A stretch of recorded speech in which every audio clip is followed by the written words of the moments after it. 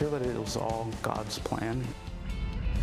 It's a scary environment to live in when the people who are supposed to be protecting you are your enemies, and they make it blunt every day that they are your enemies.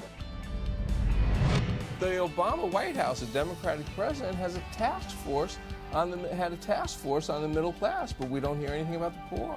That seems like indifference to me. Evening, everybody, and welcome to RFL. I'm Richard French, and thank you so much for joining us this Thursday evening, July 19th. A lot to cover in the next 60 minutes, but up first, Zimmerman speaking out. George Zimmerman speaking in his first TV interview since he shot Trayvon Martin to death. He says he has no regrets and that it was, his words, part of God's plan.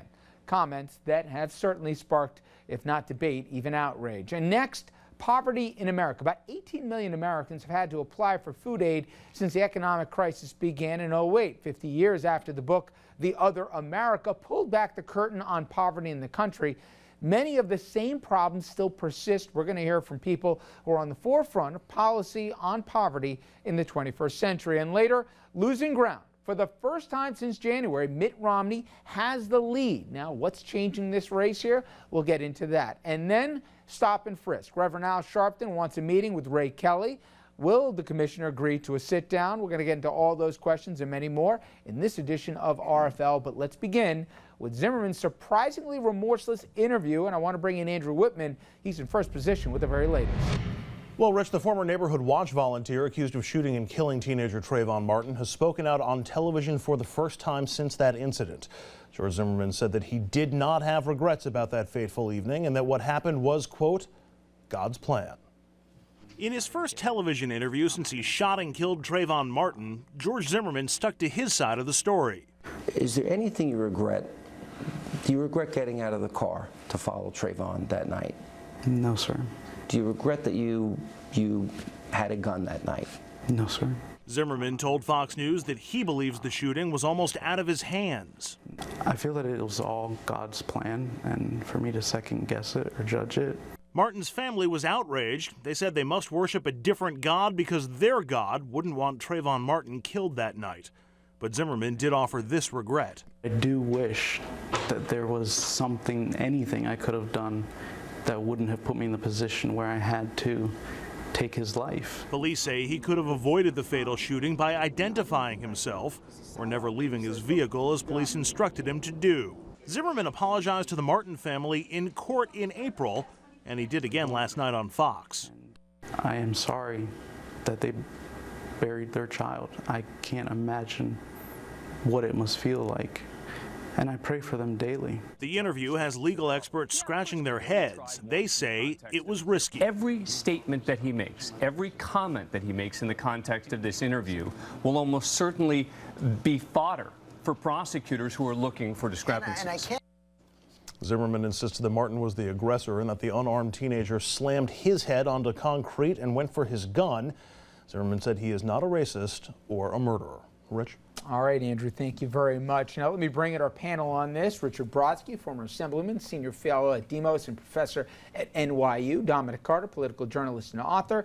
Marc Fernich, a professor at Brooklyn Law and criminal defense attorney who's argued before the High Court and pegged to a T here what the High Court would say, only guy I know of with that distinction. All right, first off, before we get into where the case stands right now, Marc, would you ever counsel your client to consent to an interview like this with an active case, obviously before the court? Well, it's hard to imagine that I would, but you have to understand that high-profile cases impose unique demands like no other cases. But with that said, this was an inexplicable decision because the frenzy surrounding the case had largely abated, and this just reignited, I should say, the whole thing.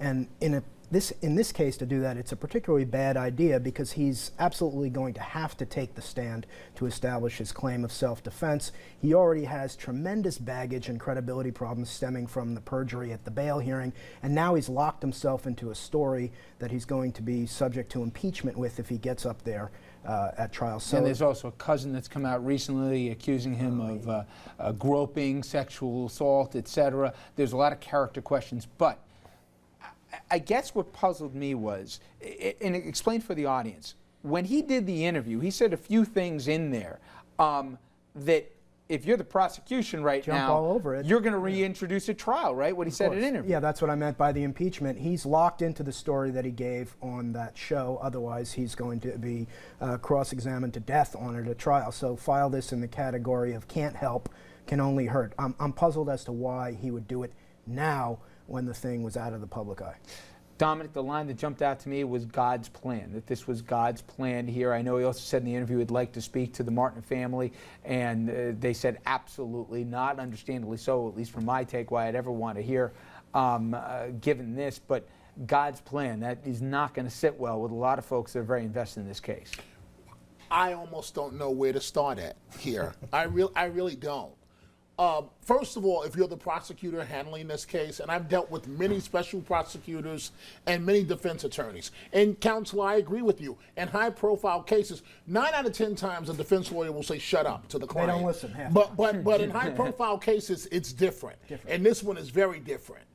But my God, you give him talking points. You don't my say. God, if I'm the prosecutor right now, I'm saying thank you, Lord. Thank you. Keep going, Mr. Zimmerman. You're looking more and more like a nut every single day. This guy and God's will. So what is it God's will that you spend the next 30 years in jail? I mean, is it God's will and you had no other choice that they told you not to get out of your vehicle and you did it anyway? And for me is also, that God's will? And for me also, the venue. Sean Hannity, Fox News. There's always been questions that people. That's a good move. I would have maybe, exactly but I the same think people thing. are going to ascribe here certain motivations, no matter what he does. Where else could he go? He can't go to I'm not going to say a real news organization, but he can't go anywhere else. He had to go before a friendly audience. Well, he had to. They glossed over the details of the shooting itself. I mean, you notice that they just sort of slammed through that on the interview, and Hannity was soft-pedaling it and throwing in softballs. There's a strategy here. He's looking for a hung jury. He's looking for 3 Fox News loyalists on the jury. He's not, I don't think he's, I think you can come up with a defense lawyer strategy for this that is not nutty, but it's certainly not. Let me pick it up from there.